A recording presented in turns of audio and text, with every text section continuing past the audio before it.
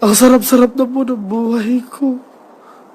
Kaya lang po naaawa ko rin sa mga kababayan natin na naiwan sa Pilipinas. Naaawa po talaga ako. Naawa-awa ko. Kasi po, kakain ako halimbawa sa doon sa Persia Grill sa BGC. Tapos, nakita ko madalas po kasi kumain dun eh. Tapos, sakay ako ng taxi, pa uwi, wala akong makikita pulubi. Pero alam ko sa sarili ko, maraming hindi ko makain.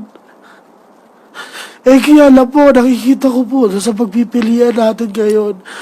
Duterte lang eh. Yun lang yun po. Yun lang yung aayos yung buhay nyo.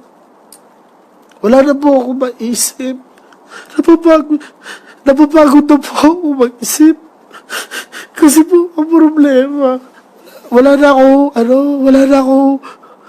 po akong pangarap sa sarili ko. Wala na po. Kasi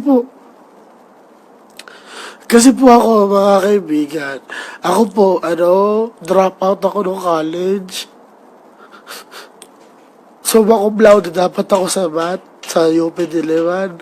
Kaya lang di natuloy kasi nagago ako. Tapos, overtime, nagtino lang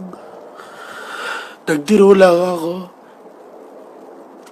Tapos, ang gusto ko lang sana, yung mga Pilipino na naiwan ko, maging kasi sarap yung buhay no na tinatamasa ako ba? Ang problema po, hindi kaya ng konsyensya ko na maging masarap yung buhay ko. Tapos karamihan ng mga kababayan ko, hirap na hirap. Ngayon, halimbawa ngayon,